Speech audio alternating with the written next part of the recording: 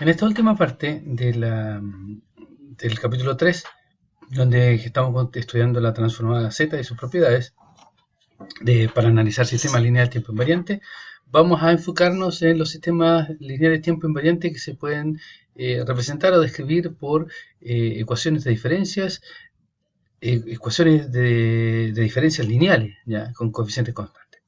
Eso significa una ecuación de este tipo, ¿ya? Donde lo que tenemos es que la respuesta del sistema depende de la combinación lineal de valores actuales y pasados de la entrada y una combinación lineal de los valores pasados de la salida. ¿Ya? Y a menos que se quede otra cosa, nosotros estamos considerando siempre que estamos trabajando con una condición inicial nula, o sea, el sistema está en reposo. Notemos también que la respuesta se calcula en orden, ¿ya? En un orden causal, y nosotros resolviendo esto, eso significa dándole un valor a la entrada, asumiendo condiciones iniciales 0, ¿ya? Podemos empezar a calcular esto y obtener el I de 0, el I de 1, etc. ¿Ya? Y eso es lo que está, y eso es lo que vamos a empezar a hacer. En primer lugar, de todas maneras, lo que vamos a empezar viendo es cómo pasa esto a Z. La transformada Z de esto, ¿ya? Por propiedades de linealidad de la transformada Z, no es nada más que esta ecuación que está acá. Si ahora agrupamos los términos de y a la izquierda y los de x a la derecha y después hacemos el cociente, vamos a obtener esta ecuación general, ¿ya? Estas dos formas, esa en el tiempo y esta en Z, ¿ya? Son absolutamente equivalentes. Y si ustedes se fijan, lo que determina ambas ecuaciones, estas dos de acá, ¿ya? Son nada más ni nada menos que los n numeritos a sub k de aquí y los m más 1 numeritos de b sub k acá, que se repiten aquí los m más 1 y acá los n. ¿Ya? El resto, la forma, está determinada inmediatamente por la ecuación de diferencias, que tiene esa forma, combinación lineal, o la función de transferencia, que tiene esa forma, que es un cociente de dos polinomios. ¿Ya? En particular, y aquí notamos otras cosas, que si la entrada es un impulso, entonces la salida es exactamente igual a h de z, y es lo que nosotros entendemos como la respuesta a impulso. Ahora, si empezamos a mirar un poco más esta misma forma de notación que tenemos acá arriba, para los sistemas lineales de tiempo invariante que pueden representarse como, o sea, por medio de ecuaciones de diferencias lineales que sean de coeficientes constantes, entonces notamos que esta función de transferencia va a ser un cociente de dos polinomios en z, ¿ya? Esos polinomios en z nosotros los podemos escribir o los podemos factorizar en esta forma, ¿ya? Donde tenemos los ceros, los polos del sistema, y lo que se llama la ganancia del sistema. Aquí es lo que está todo marcado ahí. Esta es la notación que yo les comentaba en el video anterior, donde acá al medio, ¿ya? Esta es la notación típica que se usa en sistemas lineales, en el sistema y en control, donde estos son potencias, los polinomios en z son potencias de z. ¿Ya? Esto es lo que se usa en control. En procesamiento de señales se usa este tipo de notación, la de la derecha, donde los polinomios son en potencia de z a la menos algo, ¿ya? Y eso es lo que uno observa. Tanto los polos como los ceros se observan en ambas notaciones directamente cuando uno lo tiene factorizado. La diferencia está en que para la notación de sistemas lineales control, los ceros están después del signo menos, como un numerito, ¿ya? Factorizados inmediatamente. En cambio, en la notación de procesamiento de señales, los ceros y los polos están acompañando a la potencia z a la menos 1. Y eso es porque cuando lo hacemos igual a 0, obtenemos el resultado. Esto deriva en dos nomenclaturas o dos nombres que nosotros hemos hablado a través del curso. Los llamados filtros FIR y los llamados filtros IR. El filtro FIR es aquel filtro en el cual A de Z es igual a 1. O sea, tenemos un tipo de sistema o filtro que solo presenta ceros. En cambio, el filtro IR es aquel filtro que puede tener tanto polos como cero, ¿ya? Y por lo tanto, la de Z es cualquier potencia de Z, y tiene la gracia de que su respuesta es infinita, porque lo vamos a ver, esta recursión que hay aquí, dada por los polos del sistema, hace que la respuesta sea en el tiempo de esto, asociada, la respuesta de impulso asociada a este h de z en el tiempo sea infinita, ¿ya? Aquí hay un poco de tema de notación, dice los polos y los ceros en z igual a 0 no se cuentan en la representación, en particular en esta de acá, ¿ya? La que está ahí. Ahora, en MATLAB el comando cplane te permite crear el diagrama de polos y ceros del sistema. Yo les mostré también que existe el comando fvtool, Filter Visualization Tool, ya que tiene la misma sintaxis, B, A, y este B son los coeficientes de la forma canónica 2, que son las potencias de z elevado a menos algo, partiendo desde z elevado a 0 hasta z elevado a menos m, para el numerador, y para el denominador lo mismo, partiendo desde 1, de z elevado a 0, perdón, con el coeficiente 1 hasta z elevado a menos n, perdón. ¿Ya? Bueno, esto entonces nos da esta clasificación o esta taxonomía de sistemas, donde nosotros vamos a entender un filtro FIR como aquel filtro cuya función de transferencia es un polinomio en Z. Y vamos a entender por un filtro IR aquel sistema cuya función de transferencia sea un cociente de polinomios en Z, como esto acá. ¿Ya? También hay otros casos que no caen dentro del concepto tan simple de cociente o no, y que son esta de acá, por ejemplo. ¿Ya? Esta es un filtro del tipo IR, porque tiene respuesta infinita, pero es no recursivo, ¿ya? Y se fija, los coeficientes cambian en el tiempo, porque tenemos la función sync ahí, y por otro lado está la versión de filtro recursivo acá, ¿ya? Del tipo FIR, porque esta en realidad son dos formas de escribirlo. Aquí lo escribimos con polo, en cambio en el otro lo escribimos solamente como un filtro IR sin polo. ¿Ya? Ahora, para esta misma clase de sistemas, entonces, nosotros podemos demostrar de que la causalidad y la estabilidad vienen dados por el análisis de los polos, ¿ya? Nosotros sabemos del análisis en el tiempo que el sistema es causal si la respuesta de impulso es 0 para todos los valores de n menores que 0, ¿ya? Y eso es equivalente, o eso implica en realidad, perdón, que la región de convergencia es la parte externa del disco, donde la magnitud de z es mayor que a, ¿ya? Que el valor del polo. Para el criterio de estabilidad en el tiempo, lo que nosotros tenemos como criterio es que la suma absoluta, ¿ya?, de la respuesta de impulso tiene que ser acotada. Si esto lo llevamos al plano z, entonces acá tenemos h de z, ¿ya?, para un sistema cualquiera. Eso es equivalente en notación a esto que teníamos acá, ¿ya? Eso es equivalente a esto que teníamos aquí.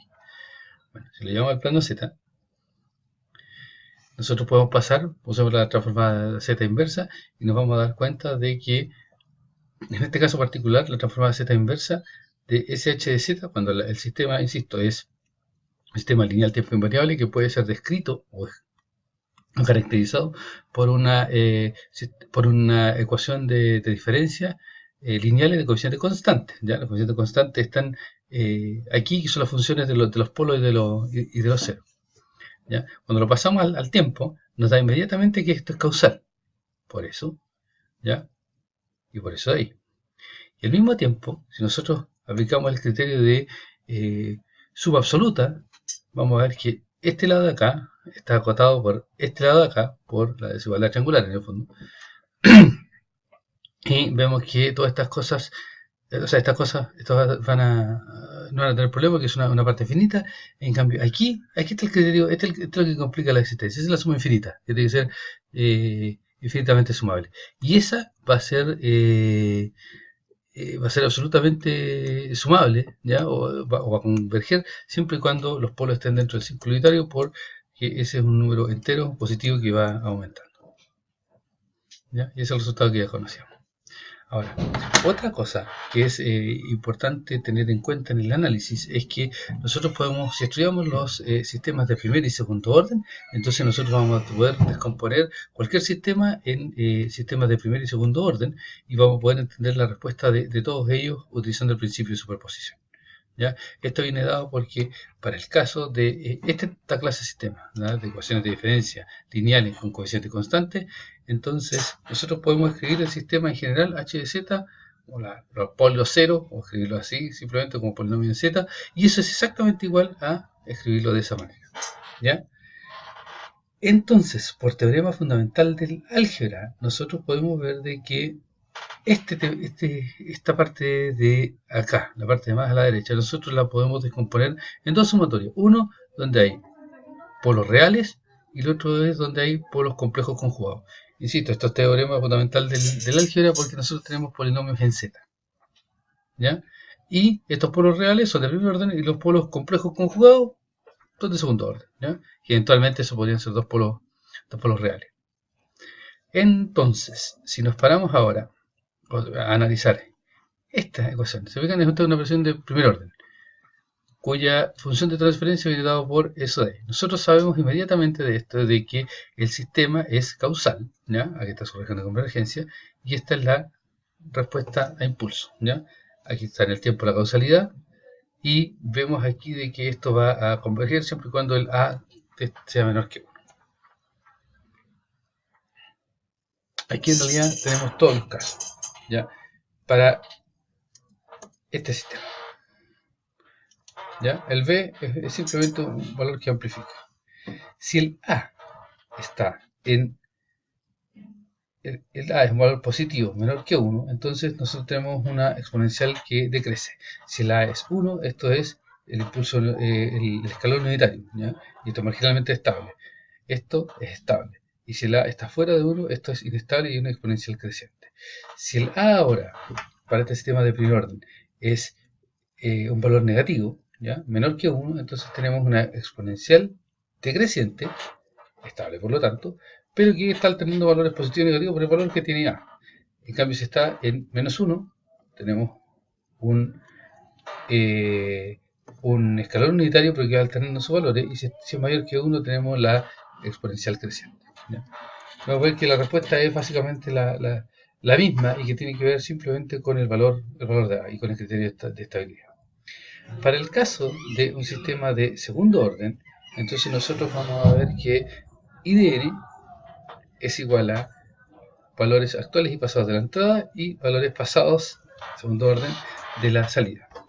Eso se puede escribir de esta forma. Un cociente de polinomios en Z, ¿ya? Cuyas raíces son, cuyas raíces en el caso de los polos pueden ser reales y distintas, pueden ser reales e iguales y pueden ser pares de polos complejos conjugados, ¿ya? Cuando analizamos eso, entonces, nos vamos a obtener lo que se llama el triángulo de estabilidad, y es la relación que existe entre estos numeritos de aquí, ¿ya? Entre los A. El A1 y el A2, que son lo que hace la parte de la recursión, que son los que dominan los polos del sistema, ¿ya? Este es el triangulito que está aquí, ¿ya? Y esto viene dado porque la estabilidad implica que los dos polos tienen que estar dentro del círculo unitario, lo mismo que son complejos conjugados o son reales. Los dos tienen que estar dentro del círculo unitario. Eso implica entonces que la magnitud o el módulo de A2 tiene que ser menor que 1 y el módulo de A1 tiene que ser menor que 1 más A2, ¿ya? Y eso es lo que me determina este triángulo que está acá, y tenemos la siguiente zona. Esa zona de ahí, ¿ya? Que está sobre esta curva de acá, que A2 es igual a A1 cuadrado partido por 4, ¿ya? Para la ecuación de segundo orden, la ecuación de segundo orden. Todas esas soluciones ahí caen dentro de pares de polos complejos conjugados. Los que están aquí adentro, ¿ya? Son soluciones reales distintas, y los que están ahí sobre esa línea son soluciones reales e iguales para los polos. ¿Ya? Y eso es lo que va marcando que estos polos se cambien de soluciones reales, complejos conjugados, a reales distintos ahí, por ejemplo, o reales iguales donde se montan los dos encima. ¿Ya? La respuesta impulso, si nosotros la vemos tomando los valores de las tablas de la transformada Z para un sistema de segundo orden, donde tienen polos complejos conjugados, viene dada por eso. ¿Y esto qué significa? Tenemos una parte oscilatoria y tenemos una parte de envolvente, donde es la amplitud va decayendo a medida que pasa el tiempo. ¿Ya? Y eso nos da lo siguiente. Si los polos son complejos conjugados, están dentro del círculo unitario, la respuesta de impulso es de esta forma, donde vemos el R elevado a n, es la parte de la envolvente, esa que va decayendo, y está el coseno adentro. Si los polos están justo sobre el eje, o sea, sobre el círculo unitario, entonces nosotros la respuesta es marginalmente estable y tenemos un coseno. Y si están fuera del círculo unitario, entonces el R toma la preponderancia y vemos que esto se va alternando valores, o sea, no alternando valores de posición negativa, así que está el coseno, pero la envolvente hace que esto sea inestable. ¿Ya? Y bueno, lo que tenemos aquí es simplemente lo mismo. Nosotros tenemos los polos y los ceros, ya que me determinan el sistema. Lo tenemos escrito en esta ecuación, en esa forma si quieren, o en las formas anteriores que habíamos visto, y la ecuación de diferencias ahí. ¿Ya? Todos coeficientes constantes. MATLAB me permite analizar esta situación, ¿ya? Me permite analizar esta situación y trae una serie de comandos que nosotros podemos ir utilizando para hacer el análisis de los sistemas. ¿Ya? Estos comandos vienen, por ejemplo, dados por, en este caso, lo están haciendo acá con roots para determinar las respuestas o sea, para determinar los polos, ¿ya? Y con residues para hacer la expansión en fracciones parciales. Yo les recomiendo a ustedes utilizar el mismo comando que yo les había dicho primero, fbtool. fbcorta-tool. Y ahí hacen el análisis, le dan la respuesta impulso, la respuesta escalón, etc. Ahora, lo que se muestra aquí en esta transparencia es una muy buena ayuda para cuando ustedes tienen que hacer todo esto a mano utilizando el álgebra. Por ejemplo, si esa es la ecuación la ecuación de diferencia, la pasamos a z, nos va a dar inmediatamente esto de acá. ¿Ya? Si quiero calcular la respuesta, en este caso, al escalón unitario, la transformada z del escalón unitario es esa. ¿Ya? Por lo tanto, I va a ser el producto entre S y S. ¿Ya? El producto entre esas dos cosas está aquí. ¿Ya? Y eso me determina esto de acá. ¿Ya? Y eso, ese producto entre esas dos cosas tenemos, aquí se fijan, este es el producto de segundo orden, aquí está el término de segundo orden, aquí está el término de primer orden. Eso, en expansión y fracciones parciales, es esto de aquí. ¿Ya? Y lo que se está haciendo aquí con estos comandos es calcular la expansión en fracciones parciales de cada uno de estos términos. ¿Cómo? Bueno, este polinomio de aquí y este polinomio de acá se multiplican aquí con el comando conv. El comando conv no solamente sirve para calcular convoluciones, sino que permite multiplicar polinomios. ¿Ya? Entonces, con esto lo que hago es multiplicar estas dos cosas y ahí le estoy pasando al comando residues la función de transferencia 1 partido por toda esta cosa de acá. ¿Ya? Se la paso. Y además pido después los valores asociados a los residuos, a los polos y las ganancias. Y estos están aquí, ¿ya? Los R, este R1 y P1 son los que van ahí y serían ese número de ahí y ese número de ahí son los que acompañan a ese término de acá, ¿ya?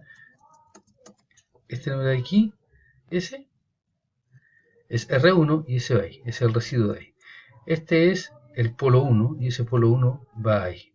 Y así sucesivamente. 2, 2, 2, 2, 3, 3, 3 y 3. Y con esto entonces ahora, si yo miro una tabla de transformadas z inversa, puedo obtener esta ecuación que es la ecuación de la salida en tiempo discreto. ¿Ya? Ese es el valor de esto, que se está haciendo con MATLAB, algo que ustedes normalmente lo harían a mano utilizando álgebra. ¿Ya? Aquí los comandos utilizados en este caso para hacerlo son básicamente residues, ¿ya? Y con eso, y la tabla de transformada inversa Z. ¿Ya? Ahora, para ir cerrando, la transformada Z, vamos a ver la transformada Z de un lado y la del lado causal. vamos a entender como notación que cuando hablemos de transformada Z más es la transformada Z de un lado, ¿ya? Y del lado causal. Esa es la definición. Ahora, note lo siguiente, que la transformada Z de una señal X desplazada cada unidad de tiempo, la transformada Z unilateral, esto es exactamente igual a esto de acá, ¿ya? Por la definición que hay de transformada Z de unilateral. Y eso no es nada más que esto de acá. ¿Qué es esto de acá? Esto es la transformada Z de unilateral, ¿ya? De la parte causal de nuestra señal X multiplicado por el retardo, asociado a esta cosa de ahí, más la condición inicial. Todo lo que está acá es la condición inicial. ¿Ya? ¿Qué es lo que está escrito aquí? ¿Se fija? La transformada Z de una señal desfasada en el tiempo es igual a la transformada Z de la señal multiplicado por el desfase. Eso está mal escrito ahí. Esto es Z, exactamente, eso es Z. De Z elevado a menos K, ¿ya? Y esta es la condición inicial. Ahora, si nosotros tenemos eso, entonces podemos resolver la ecuación de diferencia, ¿ya? Y podemos resolverla porque conocemos o sea, le damos los valores de condición inicial tanto para los X como los Y. Si la resolvemos, ¿ya? Por ejemplo, en este caso es una ecuación diferencial simple, de primer orden. Si nosotros queremos resolver esta la podemos resolver haciendo la recursión, o podemos pasar esto, si se fijan, a Z. Aquí pasamos esta a Z, unilateral. Esto no es nada más que eso de ahí, si lo ordenamos un poco. Y esto es lo que se llama la respuesta a entrada 0. Y esta es la respuesta a estado 0. Esta respuesta a estado 0 es cómo responde el sistema producto de la condición inicial. ¿Ya? Y esta de acá es cómo responde el sistema, ¿ya? Cuando la condición inicial es 0. Por lo tanto, si esto después lo llevamos al tiempo, lo que vemos como respuesta en el tiempo es esto. Para este sistema de aquí de primer orden, parece de ahí. Eso es que la respuesta en el tiempo del sistema, tenemos la condición inicial del sistema multiplicada por una exponencial decreciente, y esto por la parte causal, y acá tenemos la convolución entre la entrada y el sistema. ¿Ya? Y los UDN son simplemente porque esto era causal. ¿Ya? Aquí tenemos exactamente lo mismo, y si ahora aplicamos la entrada como entrada al escalón unitario, vemos que al multiplicar esto acá, esa entrada va aquí, ¿cierto? Perdón, mejor dicho, va aquí. Ahí está la respuesta al impulso del sistema que venía de ahí, o de ahí si ustedes quieren. ¿Ya? Esta de aquí es la entrada y esta es la condición inicial. Y eso, si lo llevamos al tiempo, nos da esto de acá. Respuesta a cero entrada, respuesta a estado cero. ¿Ya? El sistema responde a con una cierta condición inicial multiplicada por una exponencial decreciente y además responde como un escalón, ¿ya? Multiplicado por esta exponencial decreciente. O sea, tenemos un escalón y después algo que lo va tirando para abajo, ¿ya? Que esa parte de aquí le va restando, ¿ya? Y va a ser como medio así. La respuesta en el tiempo, ¿ya? Pero discreta. En MATLAB nosotros podemos usar para resolver esto principalmente el comando filter. ¿Ya? El comando filter usted le dan los coeficientes, le dan la entrada y le dan la condición inicial. Eso es básicamente lo que tengo para contarles sobre la transformada Z.